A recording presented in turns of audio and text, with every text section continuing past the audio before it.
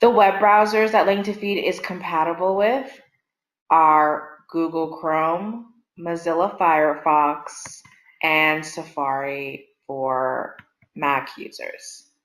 It is not compatible with Internet Explorer or Microsoft Edge for security reasons.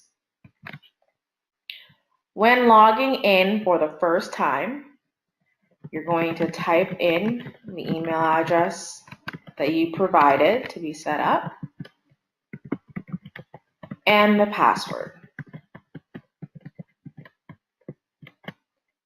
When registering, you can use a fake email address. It's just that if you were to forget your password, you'll have to have another user reset it for you. If you forget your password, you'll be clicking on I forgot my password, and it will ask you for your email address. Once you put your email address in, a password reset email will be sent to you. Always make sure when logging in that you are on the live site when you're actually doing the live site. The live site looks exactly like this page, except the red banner will not appear. So I'm going to log in with my email and password.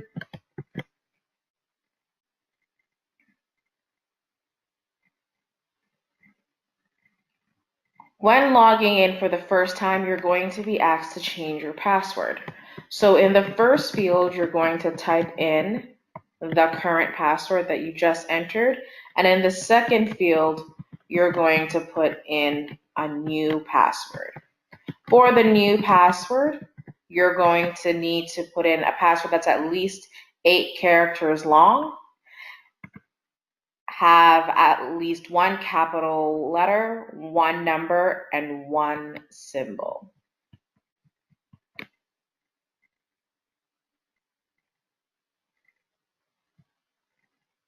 Click on Change My Password,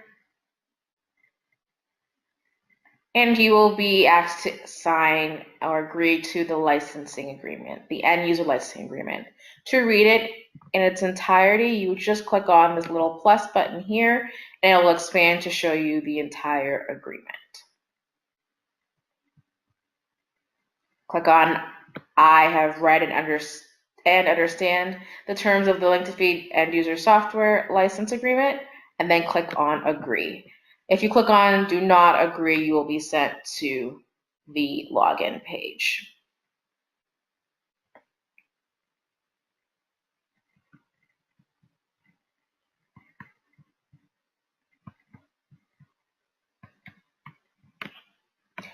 This is a secondary login screen. This is only going to be shown to users who have access to more than one location.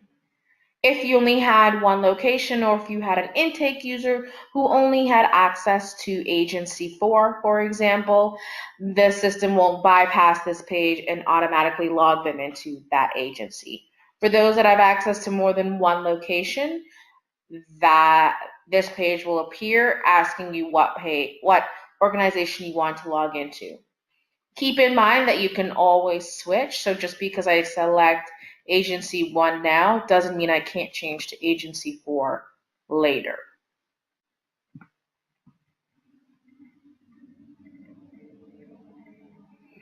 This page is what's referred to as the accounts page. The account system is basically what links our client intake, inventory, point of sale, and kids cafe system together.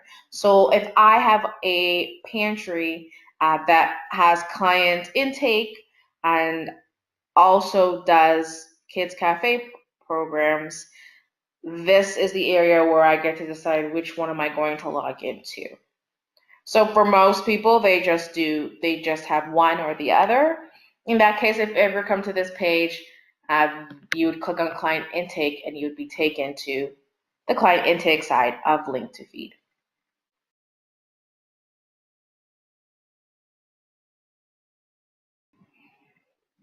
Link to Feed has 5+ ways in how to search for a client. I say 5+ because you'll notice that there are 6 on this page, but for the standard system, For those that do not have CSFP, there are 5. So first is client ID. Every individual in the household has a client ID number. If I have 5 people in my household, that is 5 separate client ID numbers. Depending on the organization, you may give a client a card that has this client ID number in it, so that is why some users choose to search by that. You can also search by date of birth.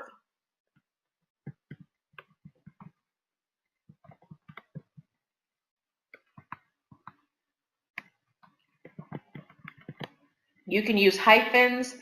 You can also use slashes or periods as well.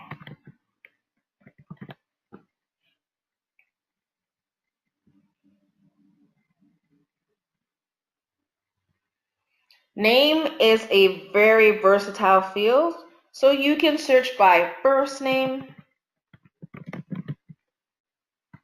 You can search by last name. You can search by partial, so start typing in part of the person's name, even the middle of the person's name. You can search for the full name, so if you really need to narrow it down, with a comma in between. And you can also search by first and last name as well. You can search by address. So you can put in the full address of a client, or you can put in just a street, and it will bring up the possible matches. There is also searching by phone number. So start typing in the phone number and the search results will narrow down as well. For anyone who has a CSFP program, we'll show the CSFP tab later, but CSFP tab allows you to put in a CSFP ID, and that ID can be searched upon. This search includes every member of the household. So I have Olivia in my household. She's not the primary client, but her name will still appear. So regardless of who comes to the pantry to pick up food, their name will still show as an option.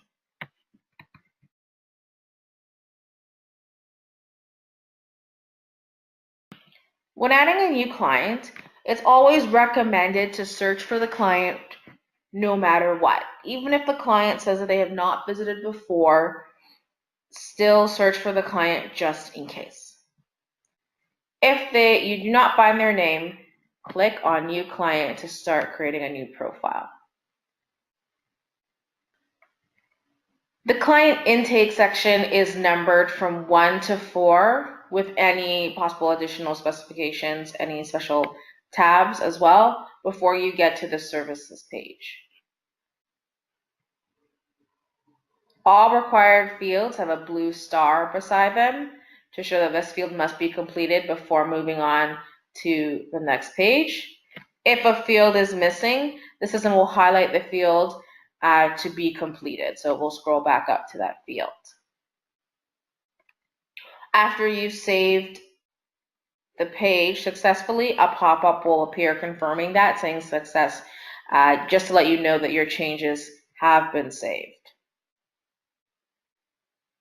If you try to make a change on the page but try to go to another tab, for example, without saving the change, the system will tell you that you have unsaved changes and ask you if you want to save it before you continue. First section is first food bank visit. This is the date the first time the client accessed any agency in the food bank network. This determines their first time user date when running reports. This helps so that if you're just starting to put data into the system, when you're running a report for the current month, the system is not going to think that everybody was a new client that month. So the option is unknown. Unknown will end up taking the first food bank visit date as the first visit you record on the services page. Today will take the present date as the first food bank visit.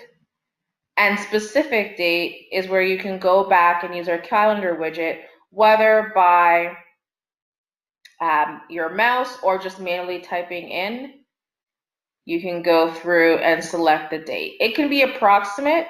It just helps for it not to be the current date if they're not actually a new client. This status here represents the status is pending. Although I have a client number here, they're still listed as anonymous because I haven't filled out the information yet. You can see here this yellow banner showing that new client records will be removed within 72 hours if not completed. So if I don't finish this up until the services page, their status will continue to be pending. If it's pending for more than 72 hours, it will remove the profile just to clean up any partial profiles in the system and to prevent any duplicates. Once the profile has been completed up to the services page, the status will change green and it will be active. If the client has not visited in 6 months or more, the status will change to inactive. They will be in what's called a forced review, where all these tabs will turn gray and the user will be forced to review the client's information before getting to the services page to record a visit.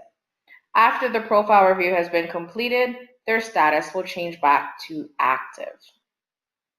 First name and last name are pretty straightforward. If there's a middle name or any type of suffix, you can enter that in any of the either fields. Date of birth, again, you can use the calendar widget, or you can just manually type in the date.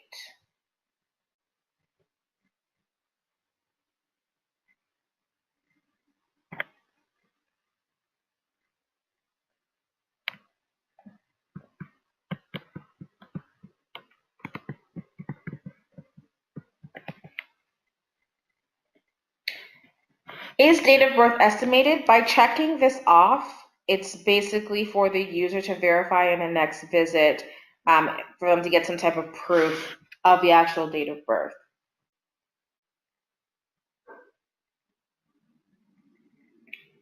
All drop-down lists like this one have a little search bar at the top. So if it's a long list, you can start typing in the word that you're looking for and it will select it for you.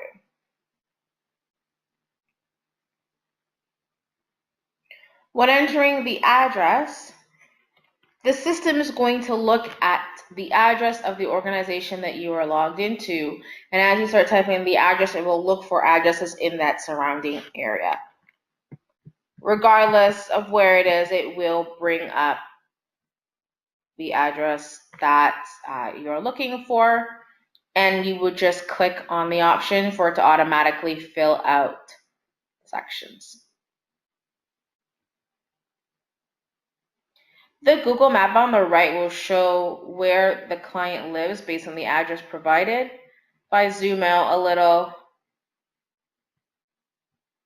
you'll be able to see Little House. That is representative of the organization. The system is going to show Little House for every organization within the food banks or every pantry, just in case the client may live closer to another one and not be aware of it.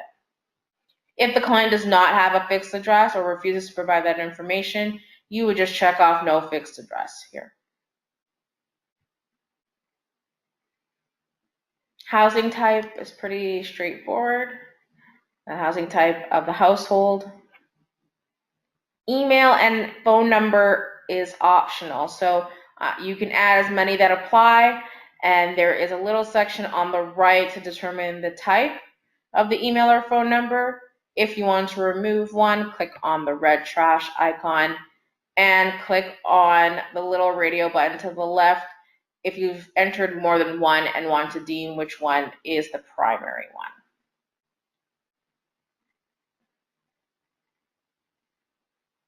ID type. If ID type is required to be shown, you can set a custom list. So this is a custom list of ID types just on the test site, but you can have your own list. And you would just select the one that they show you. In this confirmation box, it's a text field and it's a free form. So examples of what clients have entered is maybe yes or no, their initials, or the date that they saw it.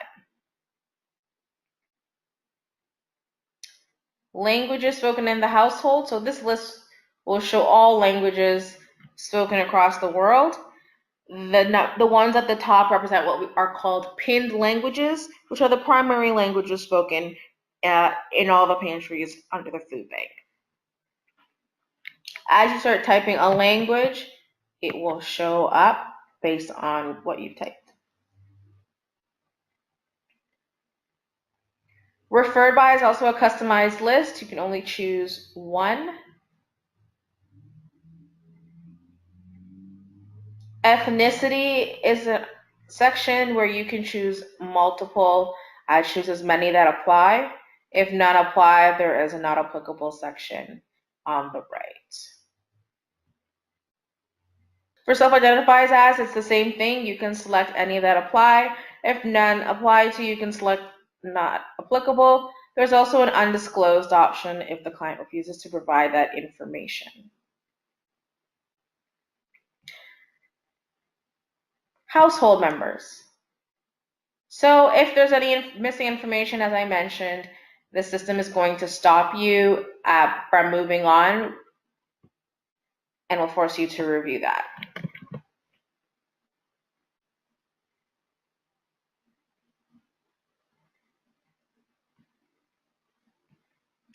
Now for household members. So the household member has minimal information.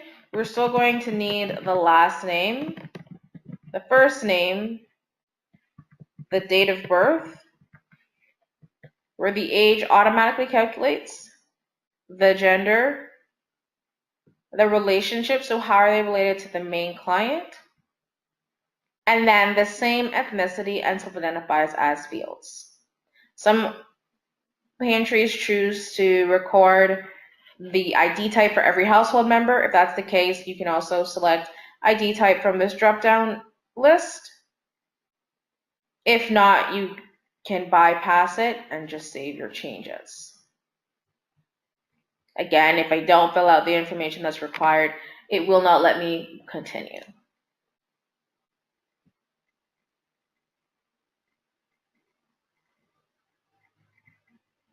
And here's my success notification. So once I've completed that, I will go to Save and Next. This is the Profile tab. This profile information that's being requested is only being requested of Lamar. That's whose profile I'm continuing to complete. So it's looking at more information about the primary client. Questions that are asked is highest education level completed. That is a fixed list as well. There's employment type. After completing that, you would click on Save and Next. Monthly income. This page will show all members of the household, regardless of age. The little star will appear beside the primary client's name, but it does not mean that you have to fill out income for the primary client. You can fill out income for whoever it applies to, and you can add more than one. So let's say for Lamar, he has a full-time job. By default, the monthly amount is 0. If you do not track that, it does not have to be completed. But if it is tracked, you'd put that there, and then you can add, again, more income sources for that same individual. You would need to select the radio button beside what primary income type is the one for the household. So although Lamar has a full-time and part-time job, maybe Brandon makes more, he's a consultant, or has a more steady income. So you can select that. There are also social services underneath each person's section of income. So you can just check off what social services apply to them.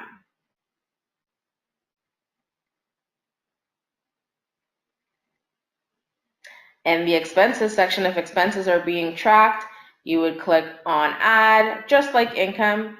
From the drop-down list, which is customizable, you would select the expense type and put in the dollar value if that is something that is being tracked.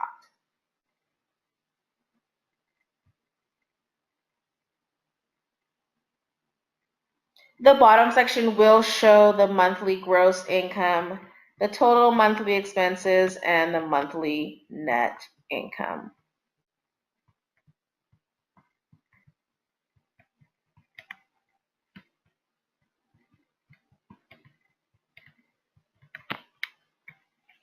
The next section is dietary considerations. As you can see, there is no blue star beside that title, so it is a optional page. This is a completely customizable list, so you can add any considerations that should be any options that should be considered. If there are no allergies or considerations, you can continue to move on without making a selection. So you would click on Save and Next. This profile is now complete. So from personal to services, it should take only a few minutes to complete the client's profile, just based, it could be a little bit more, a little bit less, depending on the size of the household. After that, the client's profile has been completed. If they are having a visit today, you would select a visit from this program list.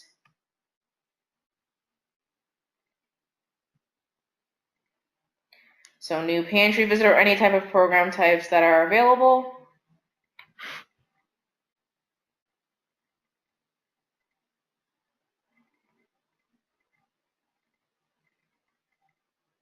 To record a visit. Next time the client comes, what you would do is you'd usually always be starting on the dashboard. So next time Mr. Johnson comes, you would type in his name. Here it is. Now this profile is active. The last profile review is recent, so it's today. I can jump straight to the services page to record a visit. If the next profile review is coming up soon, this will turn out yellow if it's within a few weeks. If it's in less than 2 weeks, this will turn red and shake on the page, just as a reminder that the profile is going to need to be reviewed soon. This allows you to tell the client that they might need to bring certain documentation for their next profile review.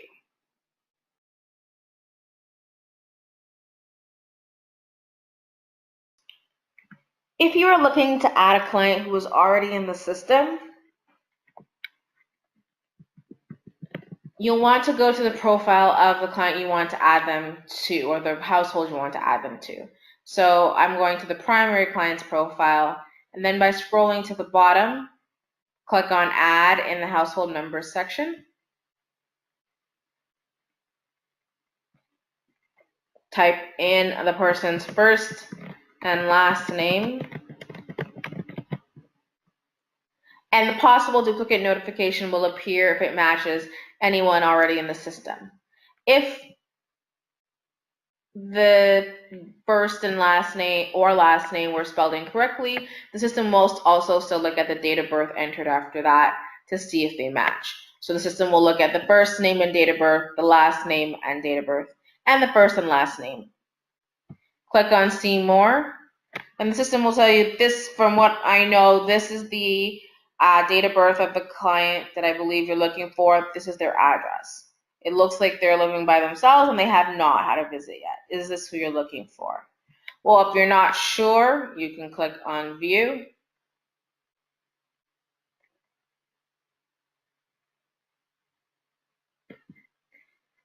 View will allow you to see a full breakdown of the client's profile in view mode.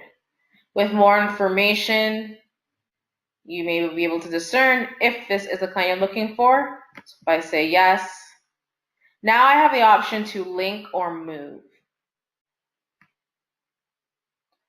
Moving means take the person out of the household that they are in and put them into my household. Link means keep them in the household they're in and have them share basically their profile and show them in my household as well. So moving has to do with individuals moving in and out of households. It does happen frequently. And linking is more of a joint custody situation where you want the child to show in both the mother and the father's profile. Regardless of what is selected, the system will ask you to select a relationship type from the drop-down list. Well, this is my sibling, and save, and it will take you back to that profile where it will confirm and by showing you that client has been added as a household member. You'll know if a client is permanent or linked. All permanent household members have a little icon to the left of their name. If it's a linked household member, there'll be a link button. There are situations where link has been used accidentally. That's fine. You would just remove the person from the household, and then when you add that same person back in, but click on the move button instead of the link button. Linked household members can be removed just as easily. You're unlinking from the household, and they basically are now in that one other household by 100% with the other household and not yours. So I've unlinked them and they're no longer there.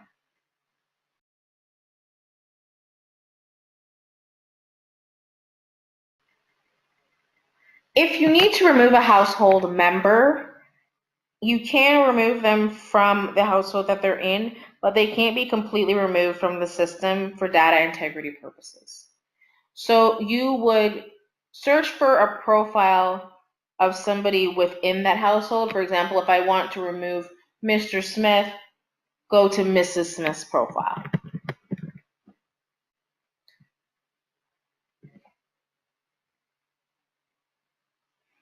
When you get to the profile, you will scroll down to the bottom of the page and click on the trash icon of the client you're trying to remove, the household member. So Squash no longer lives with me, so when I remove from the household, the system will assure you again, like this is not going to be someone who's going to be deleted. A new household will be created for them. So if Squash Yellow were to return to the pantry, then you can just continue to fill out any missing information from their profile. By clicking on remove from household, the system will remove Squash Yellow from my household, and they will no longer show at the bottom of my page under household members.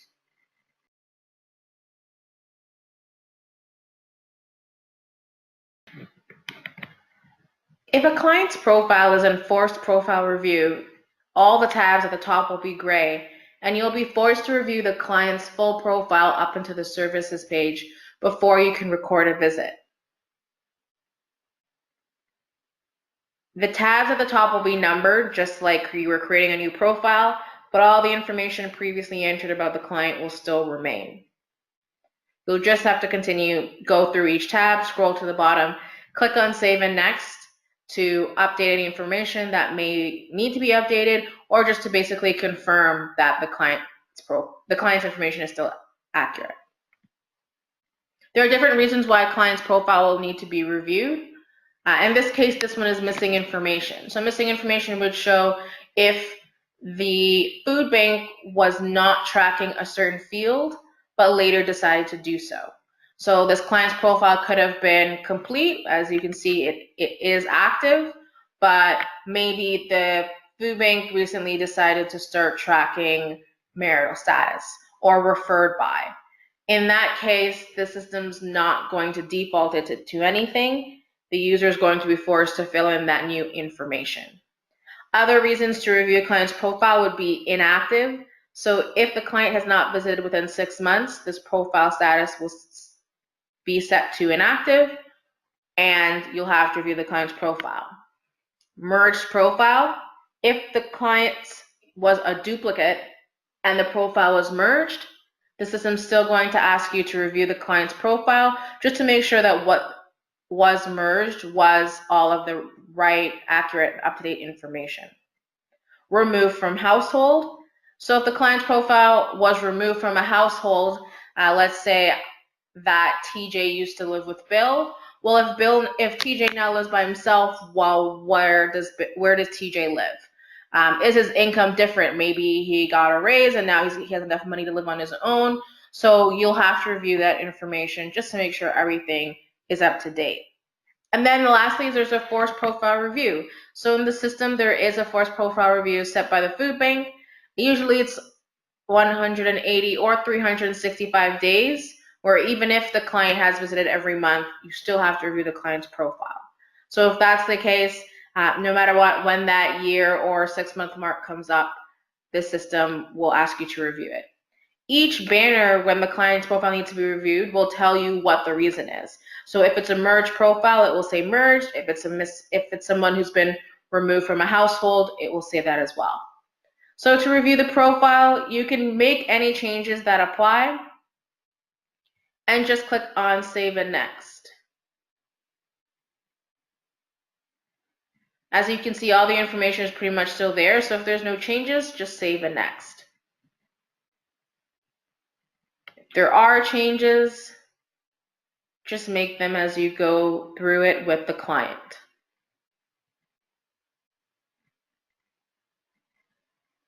Any dietary considerations, no changes. If the client is not a CSFB client, like it says in the blue banner, just go directly to the services page. As you can see, the system deems this profile as being updated. So the last profile review will update to the current date.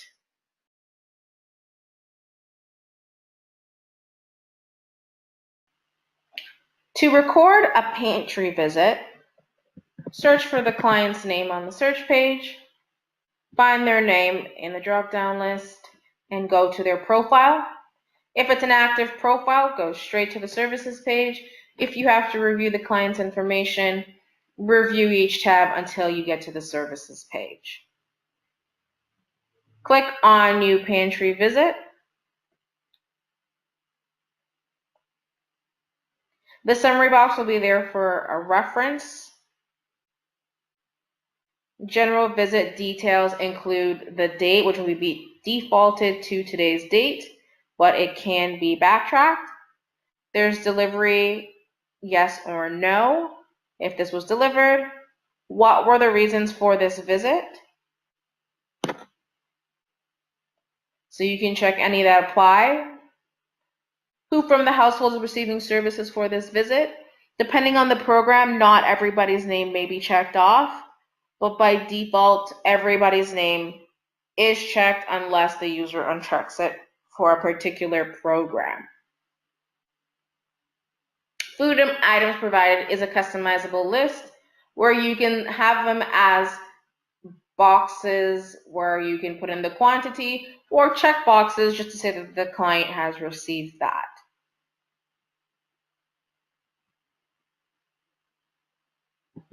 Putting in the quantity of items will add them up here. Any section can also include any additional details of what was provided.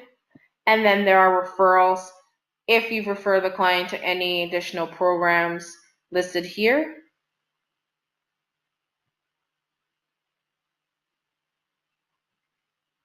And then there's notes. If you have any notes that you feel may be applicable to the visit, you can record them here.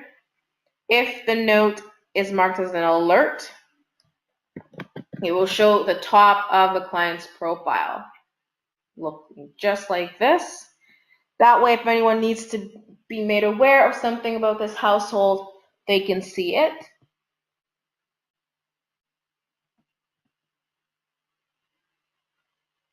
Mark this note as private. If you're a pantry that's part of a large a food bank that has several pantries and you share the information, you can check that off if the information about this note is only pertinent to your organization. After doing that, you would just save your visit.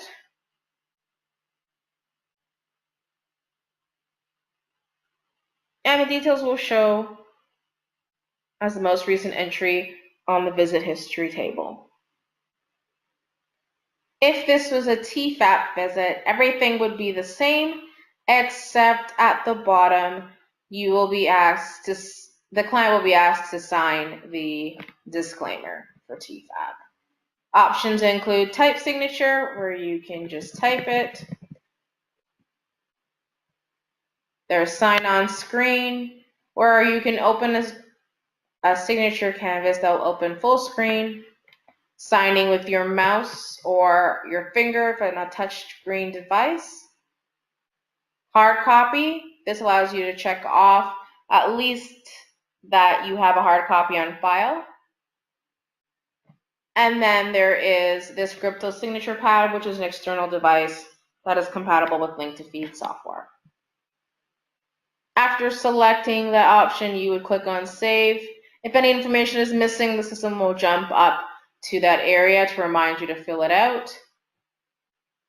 And after that's completed, your visit will be saved. It will appear in the visit history section on the services page.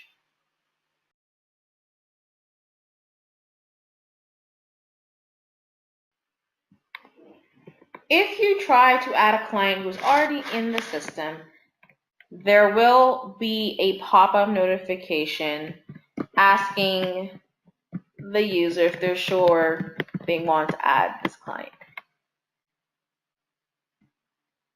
So I entered Stephanie McLean only, and with that information alone, the pop-up notification appeared.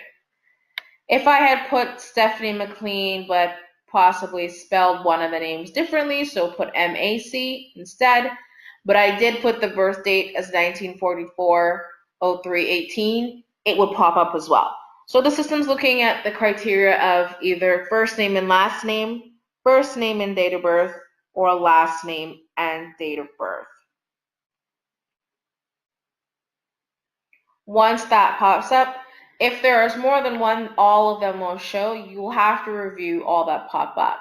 So you would click on see more. This gives you a little bit of information about the clients you're about to add, and just to verify if they are actually a duplicate or if this is if that's not them. So we have, again, the date of birth, the address, other household members, and their last visit date. So using discretion, you can ask the client sitting in front of you if they have any other household members or where their last visit was. A lot of clients believe they have to re-register for every new location, which is probably why they might re-register with you. But you can see where they registered if it's a pantry under the food bank. And if that's them, you can say yes. If you say no, it will dismiss it and take you back to the profile that you're creating. If it's yes, it will take you straight to this Stephanie's profile. If you're not sure, click on view, and the system will leave this page and take you to a full view mode of the Stephanie's profile we think you're trying to add. Well, here is more information. The language is spoken, the ethnicity, the education. With that, you should be able to discern what if the client is a duplicate or not. And the system will say again, is this the client you're looking for? And I'll say yes. So we stopped the duplicate from being created, and now I'm in Stephanie McLean's profile, where I can update it if I need to, if any of the information has changed.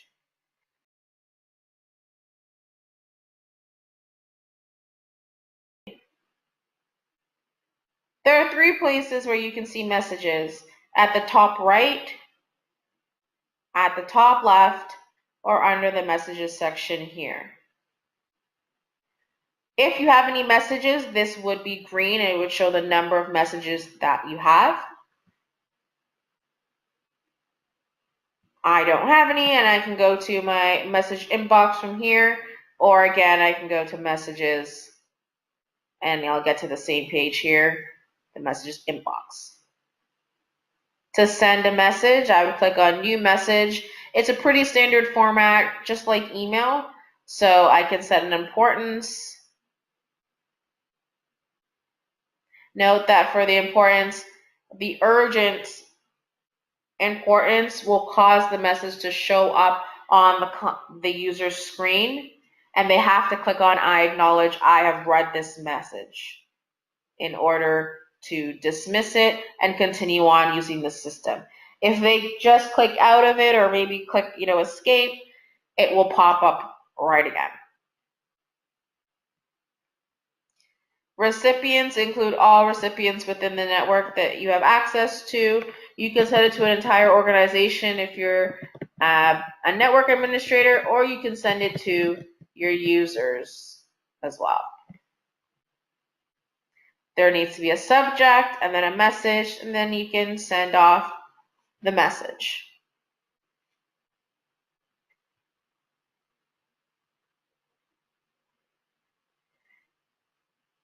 There's a sent folder on a messages page where you can see any messages that you sent and to who. By clicking on the folder icon, you can review the message you sent, but you can also see a list of those you sent it to and if they've read it. So I've sent this to 3 Stephanies, and she has yet to log in to read, or she has logged in but just hasn't read my message.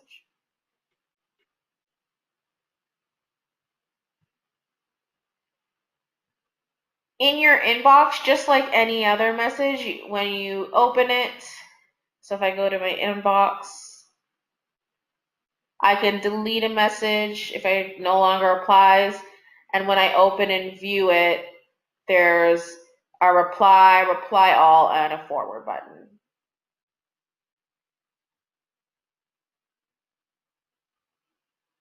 And it'll take you right back to the page of creating a new message where you may want to add other recipients or change it or forward it to somebody else. And it'll also show you the original message.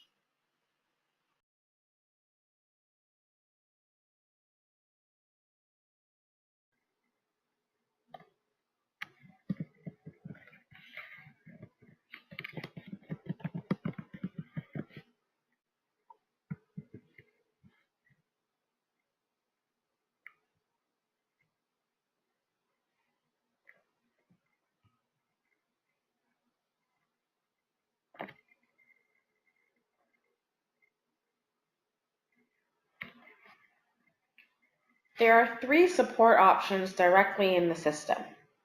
You can find it under the support heading on the left side of the page.